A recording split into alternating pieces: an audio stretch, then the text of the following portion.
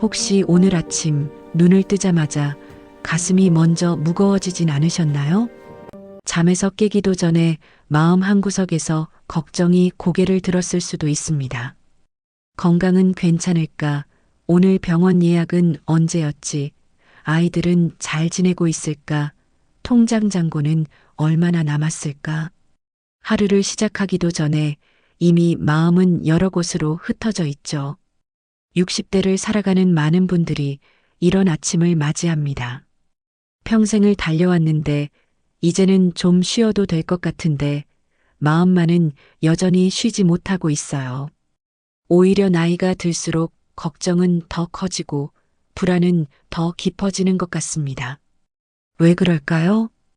우리는 지금까지 너무 많은 것을 짊어지고 살아왔습니다. 먹고 살기 위해 뛰었고 아이들 키우느라 정신없었고 부모님 봉양하며 허리 한번 제대로 펴지 못했죠. 그렇게 살다 보니 어느새 내 마음을 돌볼 시간은 단 한 번도 없었습니다. 마음이 무거워도 참았고 불안해도 삼켰고 외로워도 혼자 견뎠어요. 그런데 이제 와서 갑자기 평온하게 살아라, 마음을 비워라는 말을 들으면 어떤가요?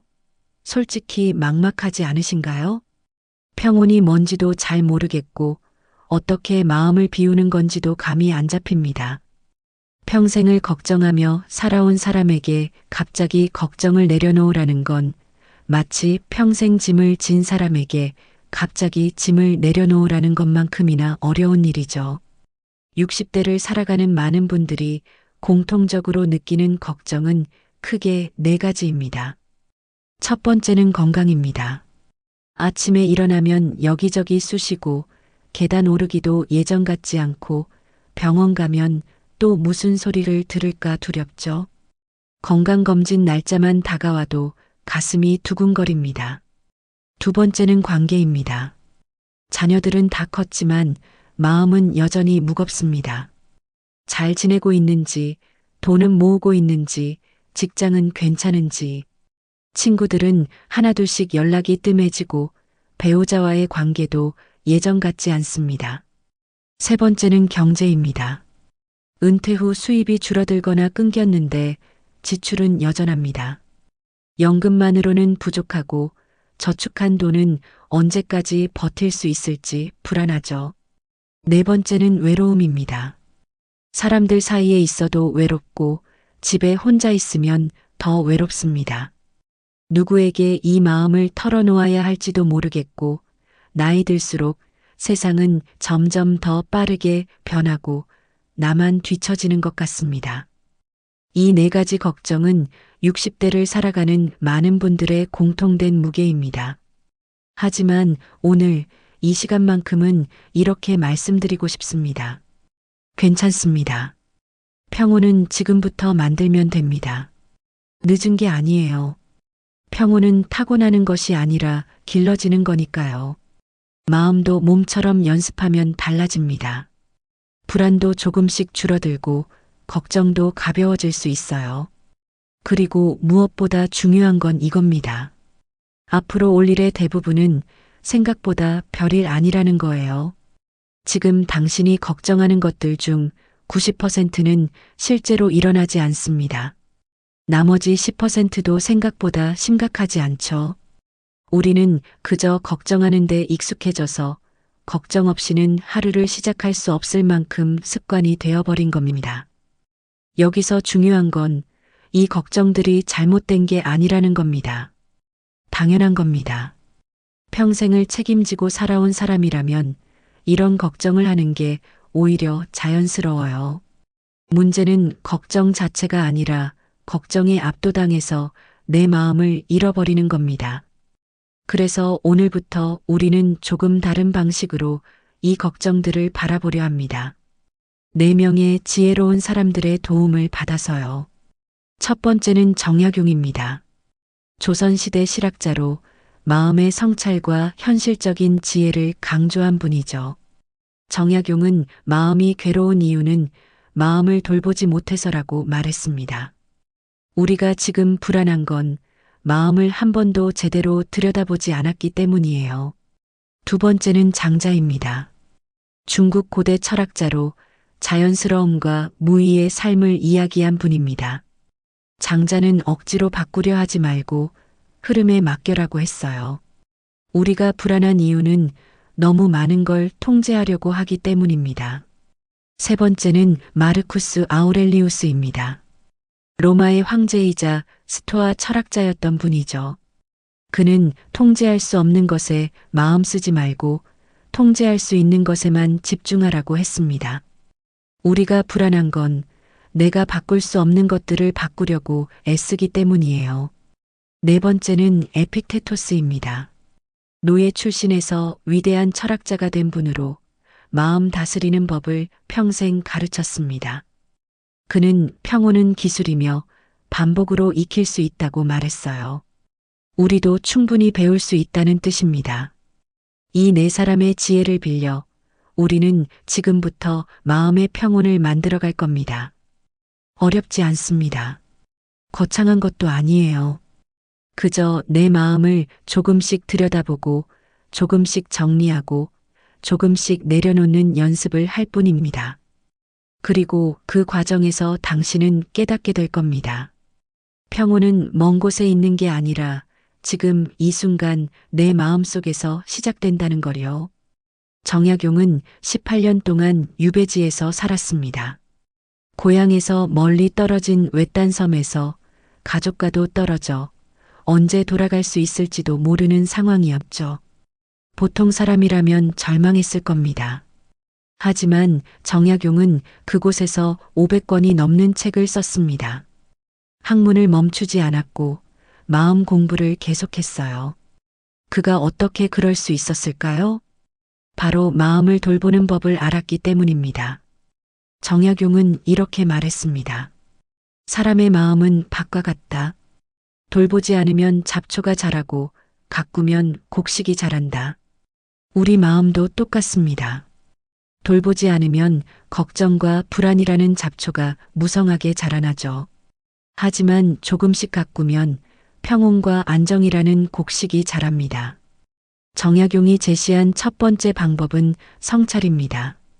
성찰이라고 하면 어렵게 들리지만 사실은 간단합니다. 내 마음이 지금 어떤 상태인지 들여다보는 거예요. 지금 내가 무엇 때문에 괴로운지, 무엇 때문에 불안한지, 무엇 때문에 화가 나는지 정확히 아는 겁니다. 많은 분들이 그저 막연하게 불안하다, 힘들다고만 느낍니다. 하지만 정확히 무엇이 불안한지는 모르죠. 건강 때문인지, 돈 때문인지, 관계 때문인지, 외로움 때문인지 구분하지 못합니다. 정약용은 이렇게 말했습니다. 병의 뿌리를 알아야 치료할 수 있다. 예를 들어볼까요? 어느 날 아침 당신은 가슴이 답답하고 불안합니다. 왜 그런지 모르겠지만 마음이 무거워요. 이럴 때 정약용이라면 이렇게 물었을 겁니다. 지금 정확히 무엇이 불안한가? 그 질문에 스스로 답해보세요. 천천히요. 아, 내일 병원 가는 게 두렵구나. 아, 아들한테 연락이 없어서 서운하구나.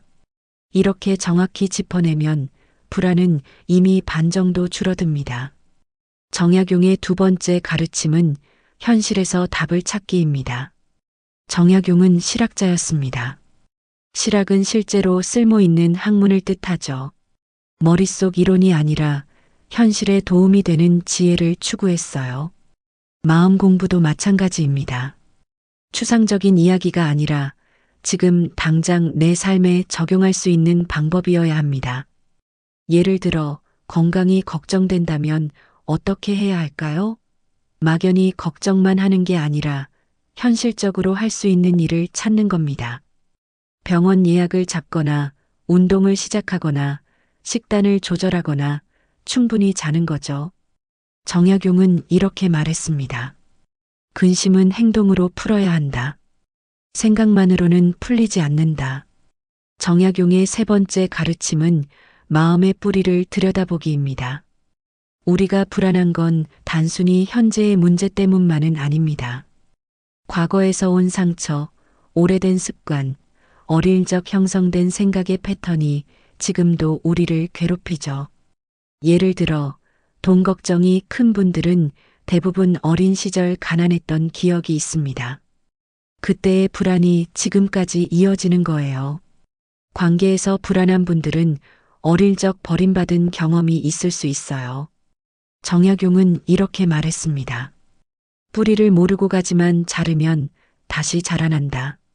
불안의 뿌리를 찾아야 합니다. 그래야 근본적으로 치유할 수 있어요. 물론 쉬운 일은 아닙니다. 과거를 들여다보는 건 고통스러울 수도 있죠.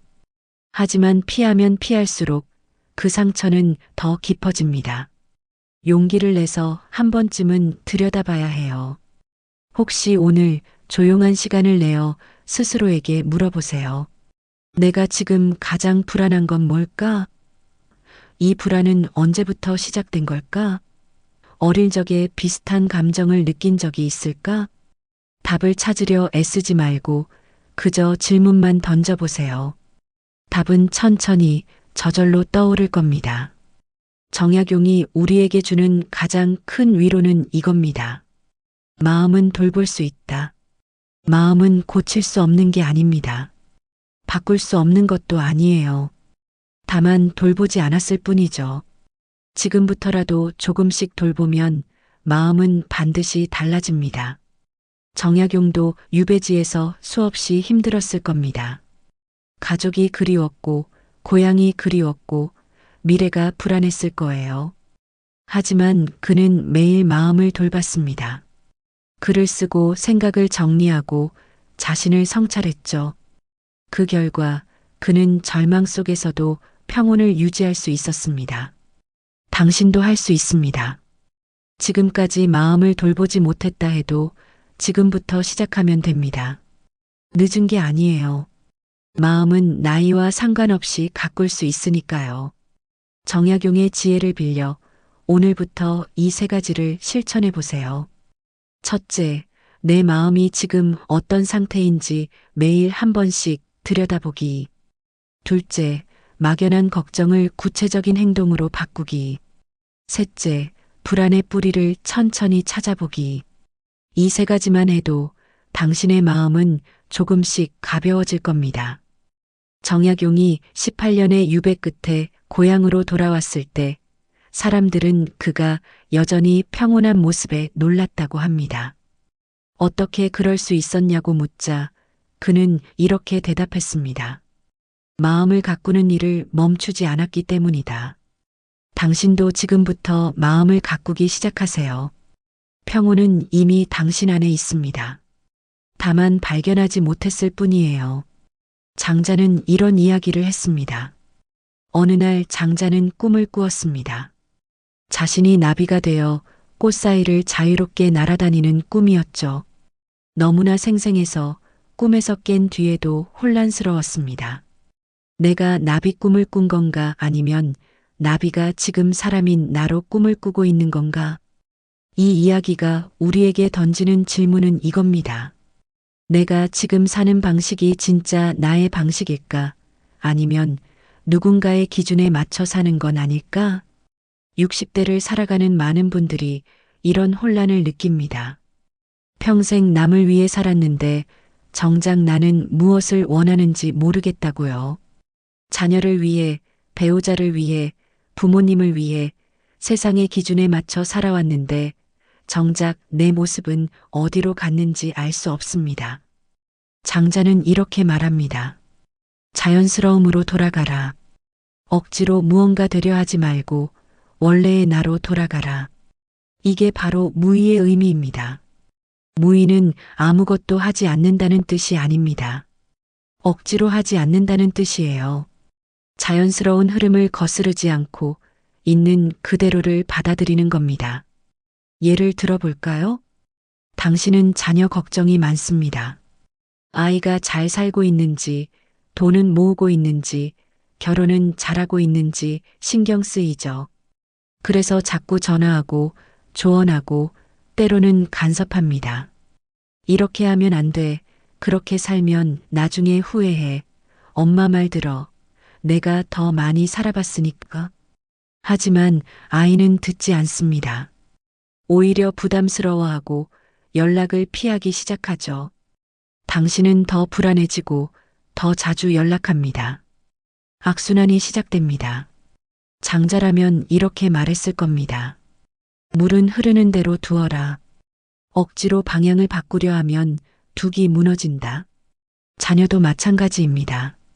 그 사람의 인생은 그 사람의 것이에요. 당신이 아무리 걱정해도 대신 살아줄 수는 없습니다. 장자는 또 이런 이야기를 했습니다. 강물에 사는 물고기는 물속이 편합니다. 하지만 사람은 물고기를 육지로 끌어올려 이게 더 좋은 곳이라고 말하죠. 물고기에게는 고통일 뿐인데 말이에요. 우리도 자주 이런 실수를 합니다. 내가 좋다고 생각하는 걸 상대에게 강요하는 거예요. 내가 걸어온 길이 맞다고 믿고 상대도 똑같이 가야 한다고 생각합니다. 하지만 사람마다 맞는 길이 다릅니다. 장자의 가르침은 이겁니다. 다름을 인정하라. 억지로 같아지려 하지 말고 다름 속에서 평화를 찾아라. 장자의 또 다른 가르침은 쓸모없음의 가치입니다. 어느 날 장자는 거대한 나무를 보았습니다. 너무 커서 베어낼 수도 없고 가지가 굽어서 목재로도 쓸 수 없는 나무였죠. 사람들은 그 나무를 쓸모없다고 했습니다. 하지만 장자는 웃으며 말했습니다. 저 나무가 오래 산 이유가 바로 쓸모없기 때문이다. 쓸모 있었다면 진작 베어졌을 것이다. 이 이야기는 60대를 살아가는 우리에게 큰 위로가 됩니다. 당신은 지금까지 너무 쓸모 있는 사람이 되려고 애썼습니다. 가족에게 쓸모 있는 사람, 회사에서 쓸모 있는 사람, 사회에서 쓸모 있는 사람. 그렇게 살다 보니 은퇴 후에 무력감이 밀려왔죠. 이제 나는 쓸모없는 사람이 된 건가 하는 생각이 들었을 겁니다. 하지만 장자는 이렇게 말합니다. 쓸모없어도 괜찮다. 아니, 쓸모없기 때문에 비로소 자유롭다. 이제는 누군가에게 쓸모 있는 사람이 되려 애쓰지 않아도 됩니다. 그저 당신 자신으로 존재하는 것만으로 충분해요. 장자의 가르침 중 가장 아름다운 건 이겁니다.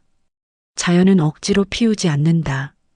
때가 되면 저절로 꽃이 핀다. 당신의 평온도 마찬가지입니다. 억지로 만들려고 하지 마세요. 그저 자연스럽게 흘러가도록 두세요.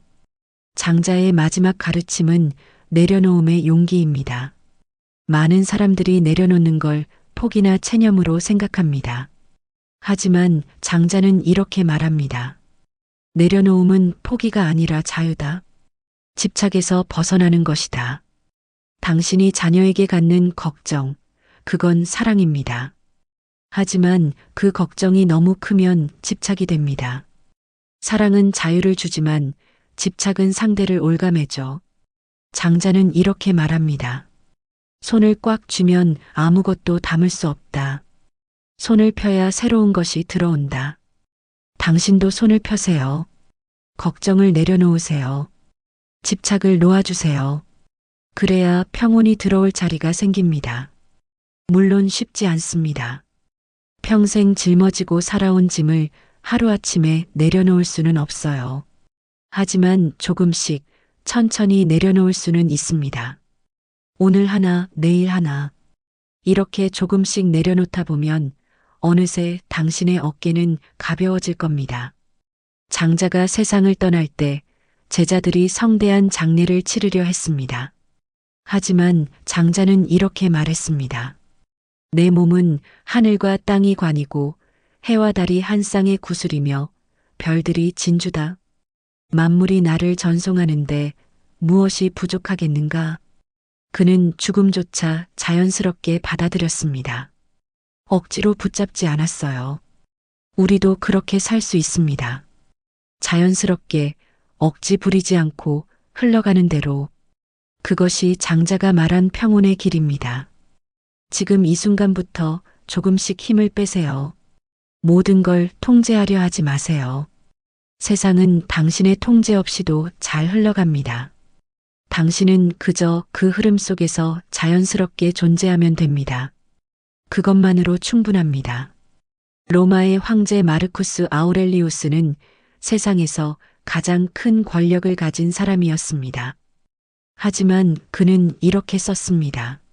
나는 황제이지만 비가 오는 것을 막을 수 없다. 사람의 마음을 바꿀 수도 없고 죽음을 피할 수도 없다. 내가 통제할 수 있는 건 오직 나의 생각과 선택뿐이다. 세상에서 가장 강력한 사람조차 대부분의 것을 통제할 수 없었습니다. 하물며 우리는 어떨까요? 우리가 불안한 이유는 통제할 수 없는 것을 통제하려 하기 때문입니다.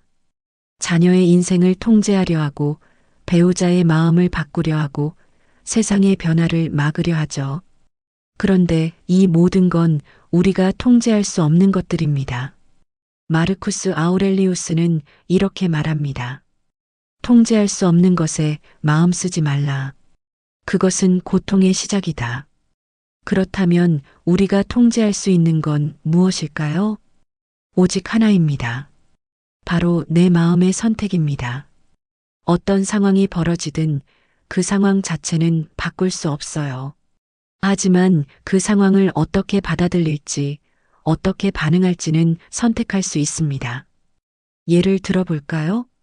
자녀가 당신과 의견이 다릅니다. 자녀의 생각을 바꿀 수는 없어요. 하지만 당신이 어떻게 반응할지는 선택할 수 있습니다. 화를 낼 수도 있고, 실망할 수도 있고, 아니면 저 아이는 저 아이의 길을 가는구나 라고 받아들일 수도 있죠. 마르쿠스는 이렇게 말합니다. 사건 그 자체가 우리를 괴롭히는 게 아니다. 그 사건에 대한 우리의 해석이 우리를 괴롭힌다. 60대가 가장 불안해하는 4가지 주제를 살펴볼까요? 첫째, 건강에 대한 불안입니다. 당신은 건강을 완전히 통제할 수 없습니다. 아무리 조심해도 병에 걸릴 수 있고 아무리 노력해도 몸은 늙어가죠. 이건 자연의 법칙이에요.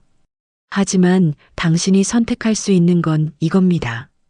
건강을 위해 지금 할 수 있는 최선을 다한다. 규칙적으로 운동하고 건강한 음식을 먹고 충분히 자고 스트레스를 줄이는 거예요. 결과는 통제할 수 없지만 과정은 통제할 수 있습니다. 둘째, 자녀에 대한 걱정입니다. 자녀의 인생은 자녀의 것입니다. 당신이 대신 살아줄 수 없어요.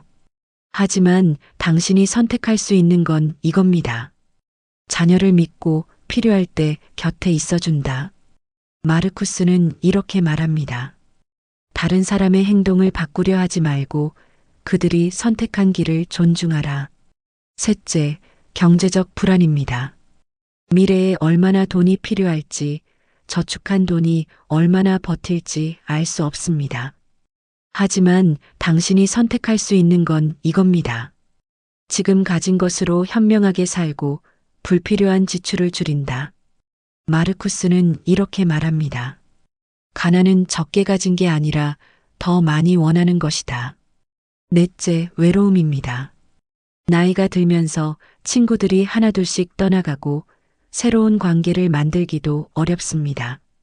하지만 당신이 선택할 수 있는 건 이겁니다. 외로움을 받아들이고 나 자신과 친해진다. 마르쿠스는 밤마다 혼자 앉아 명상하고 글을 썼습니다. 그는 이렇게 썼습니다. 고독 속에서 나는 나 자신을 만난다. 그것만으로도 충분하다. 마르쿠스의 가르침을 정리하면 이렇습니다.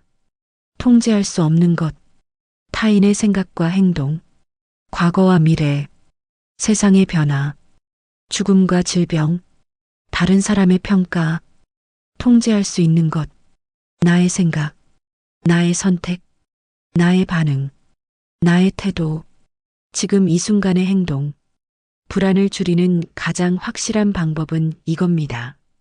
통제할 수 없는 것에서 마음을 떼고 통제할 수 있는 것에 집중하는 거예요. 이게 쉽지 않다는 걸 압니다.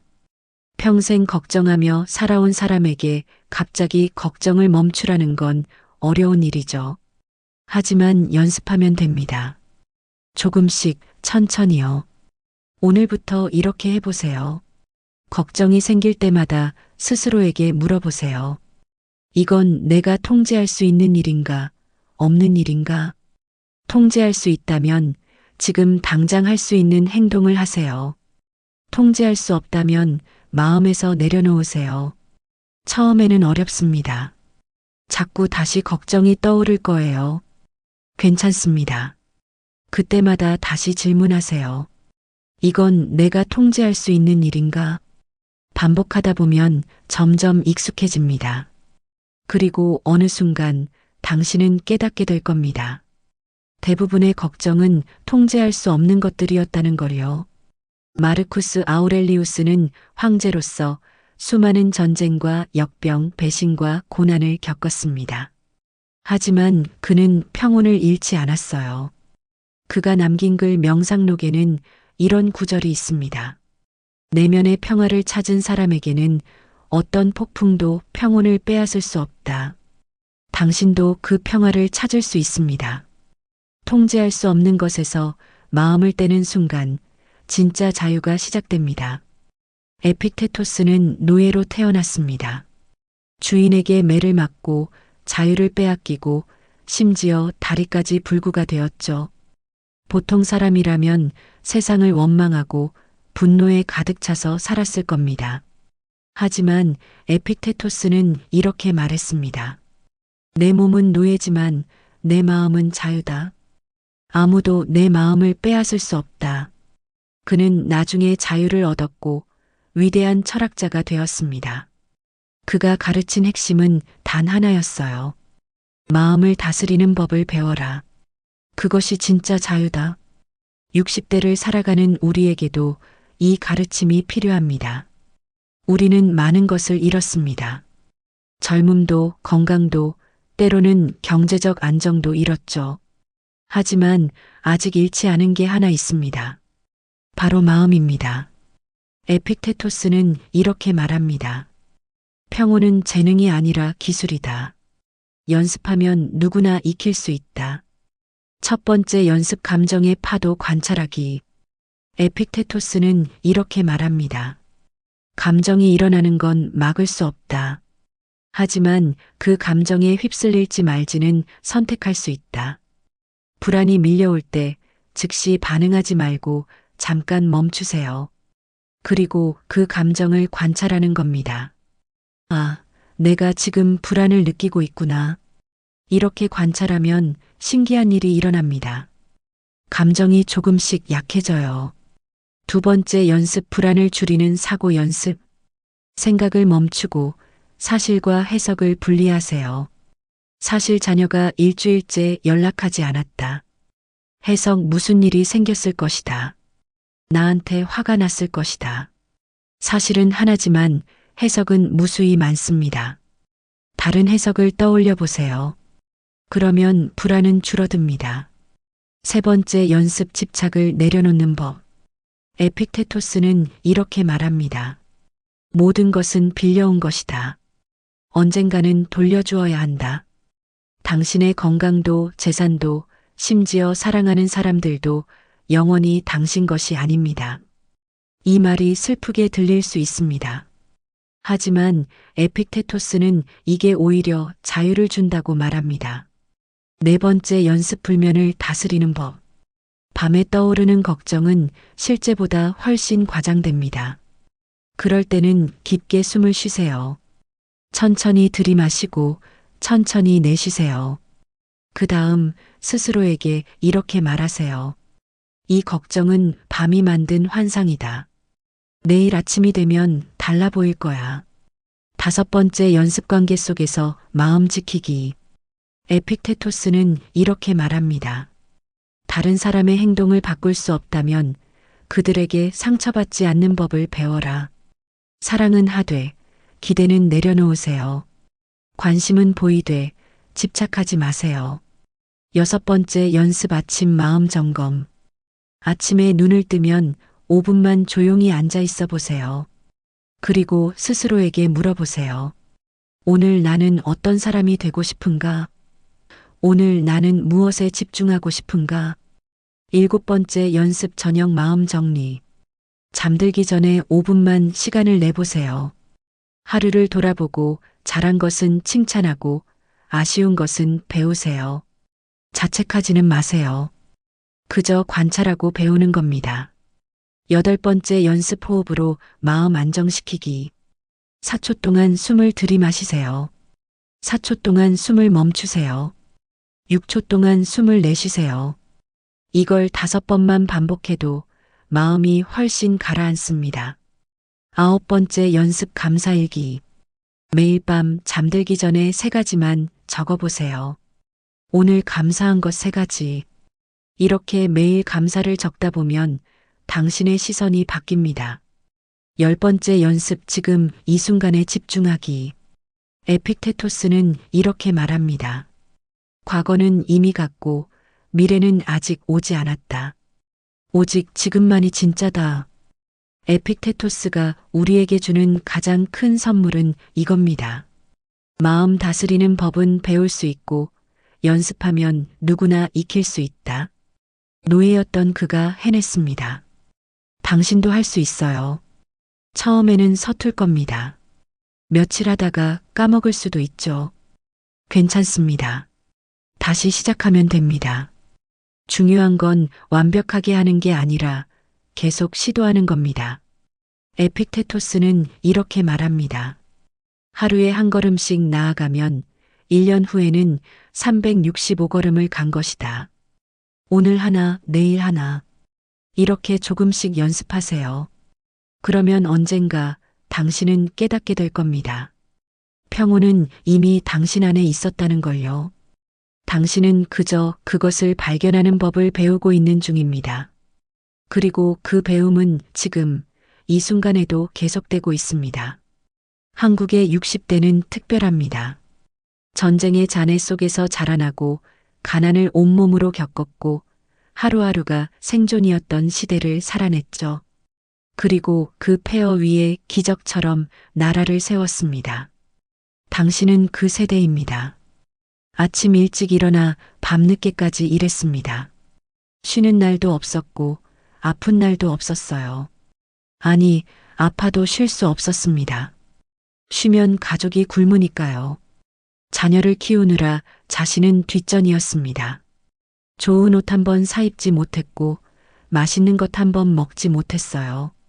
오직 자녀가 배부르고 따뜻하고 공부할 수 있도록 하는 것만이 목표였습니다.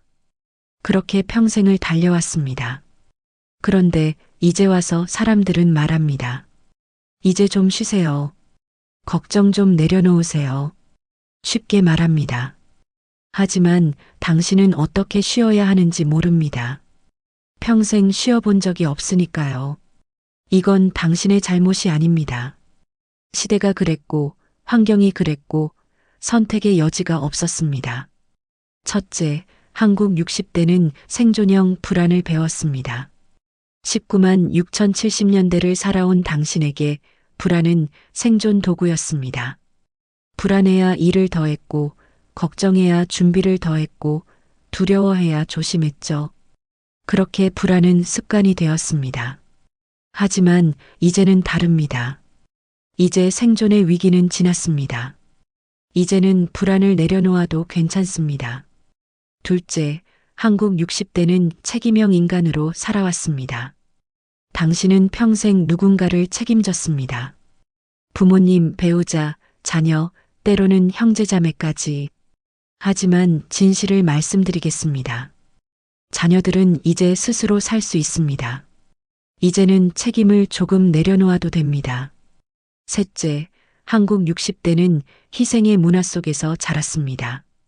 부모는 자녀를 위해 희생하는 게 당연하다. 그래서 평생 참았습니다. 하지만 이제는 다르게 생각해도 됩니다. 당신을 위해 쓰는 게 이기적인 게 아닙니다. 넷째, 한국 60대는 비교와 체면의 문화 속에서 살았습니다. 남들 보기에 어떨까? 이런 생각들이 당신을 짓눌렀습니다.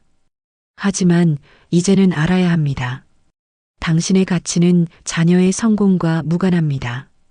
남들의 시선은 중요하지 않습니다. 다섯째, 한국 60대는 감정 표현을 배우지 못했습니다. 슬퍼도 참고, 화나도 삭히고, 외로워도 혼자 견뎠죠. 그 감정들이 지금 어디 있을까요? 여전히 당신 안에 쌓여 있습니다. 이제는 감정을 표현해도 됩니다. 감정을 표현하는 건 약한 게 아니라 용기입니다. 여섯째, 한국 60대는 경제적 불안정을 몸으로 겪었습니다. IMF 외환위기를 기억하시나요? 그 충격이 아직도 남아 있습니다. 하지만 이제는 알아야 합니다. 당신이 겪은 건 개인의 실패가 아니라 시대의 아픔이었습니다. 일곱째, 한국 60대는 관계의 변화를 받아들이기 어렵습니다. 예전에는 가족이 모든 것이었습니다.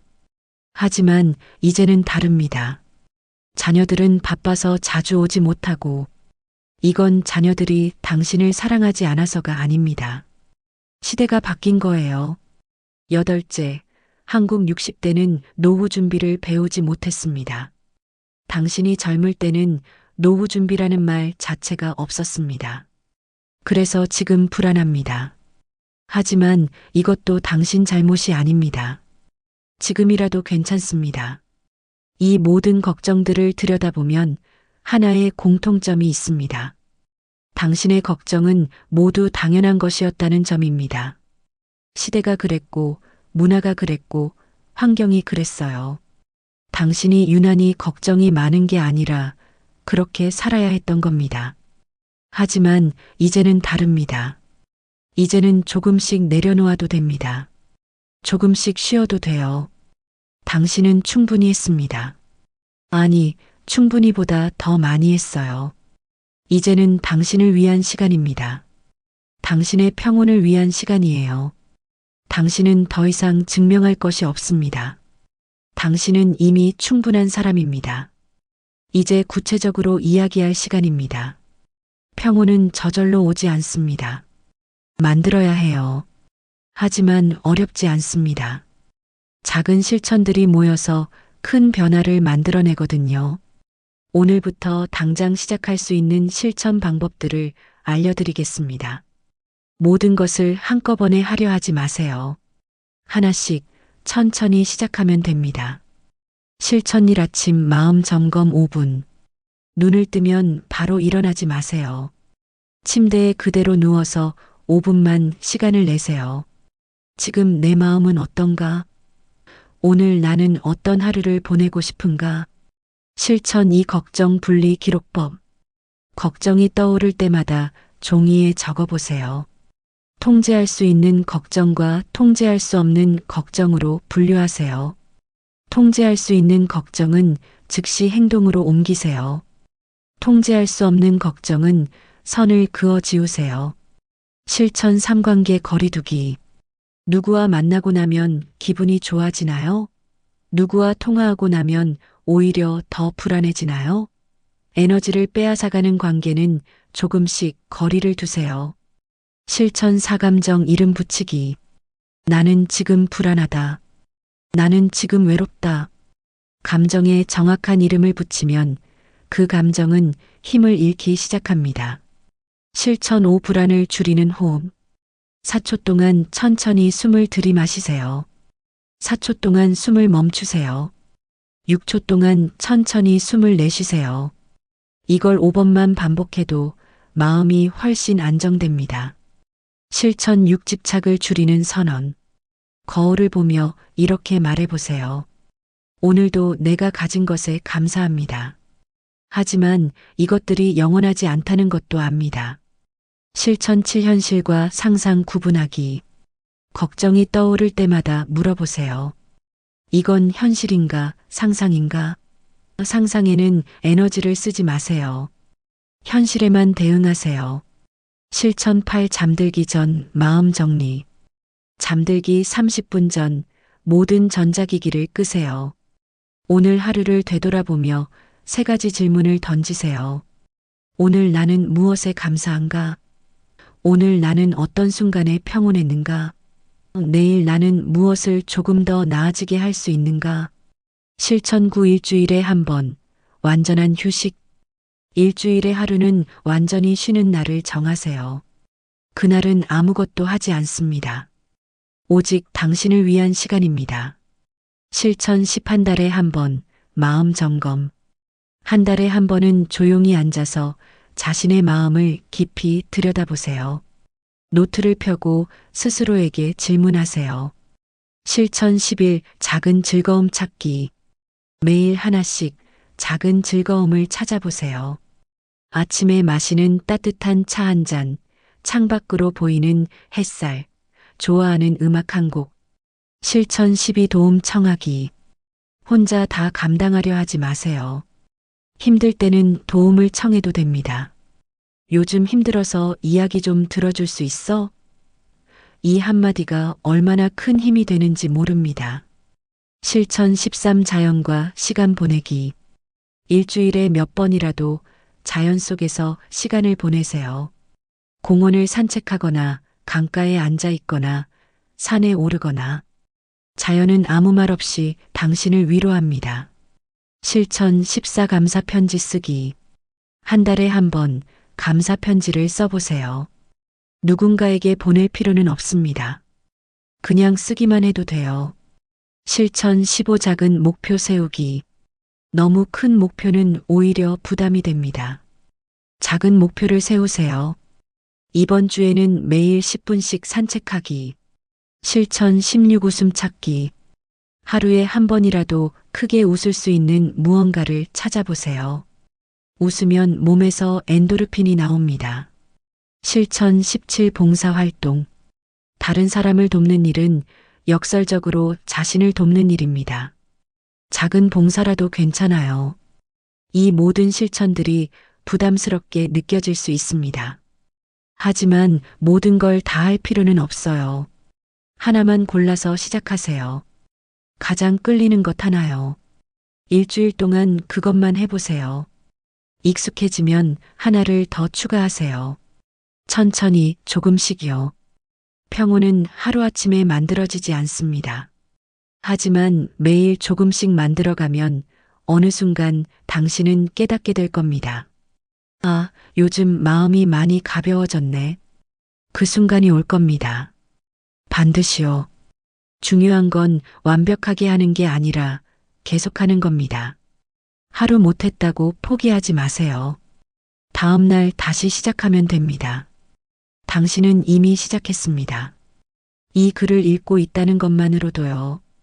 여기까지 함께 오느라 수고 많으셨습니다. 지금까지 우리는 4명의 지혜로운 사람들의 가르침을 들었습니다. 정약용은 우리에게 말했습니다. 마음은 돌보는 것이다. 방치하면 잡초가 자라지만 가꾸면 곡식이 자란다. 장자는 우리에게 말했습니다. 억지로 바꾸려 하지 말고 자연스럽게 흘러가게 하라. 그것이 평온이다. 마르쿠스 아우렐리우스는 우리에게 말했습니다. 통제할 수 없는 것에 마음 쓰지 말라. 통제할 수 있는 것, 즉 당신의 마음에만 집중하라. 에픽테토스는 우리에게 말했습니다. 평온은 재능이 아니라 기술이다. 연습하면 누구나 익힐 수 있다. 이 4사람의 메시지를 하나로 모으면 이렇습니다. 평온은 지금부터 만들어도 된다. 늦지 않았습니다. 60대도 70대도 언제라도 평온을 배울 수 있어요. 평온은 어디 먼 곳에 있는 게 아닙니다. 당신 안에 이미 있습니다. 다만 발견하지 못했을 뿐이에요. 걱정 아래에, 불안 아래에, 두려움 아래에 평온은 항상 거기 있었습니다. 당신이 할 일은 단지 그 위를 덮고 있는 것들을 조금씩 걷어내는 것뿐입니다. 걱정을 조금 내려놓고 집착을 조금 풀어주고 통제를 조금 놓아주고 자신을 조금 용서하면 그 아래 평온이 보일 겁니다. 처음부터 완벽할 필요는 없습니다. 어떤 날은 잘 될 거고 어떤 날은 안 될 거예요. 어떤 날은 평온할 거고 어떤 날은 여전히 불안할 겁니다. 그래도 괜찮습니다. 완벽한 평온은 없습니다. 다만 조금 더 평온한 순간들이 늘어날 뿐이에요. 당신은 평생을 달려왔습니다. 먹고 살기 위해, 가족을 위해, 책임을 다하기 위해 쉬지 않고 달렸습니다. 이제는 조금 쉬어도 됩니다. 당신은 충분히 했습니다. 아니, 충분한 것 이상을 했어요. 이제는 당신을 위한 시간입니다. 당신의 평온을 위한 시간이에요. 오늘 밤 잠들기 전에 스스로에게 이렇게 말해보세요. 나는 오늘도 최선을 다했다. 잘했다. 이제 쉬어도 괜찮아. 그리고 깊게 숨을 쉬세요. 천천히 들이마시고 천천히 내쉬세요. 그 숨결 하나하나가 평온을 만듭니다. 내일 아침 눈을 뜨면 또 걱정이 찾아올 수 있습니다. 괜찮습니다. 그때는 오늘 배운 것을 하나씩 실천해 보세요. 걱정을 관찰하고 현실과 상상을 구분하고 통제할 수 있는 것에만 집중하고 깊게 호흡하세요.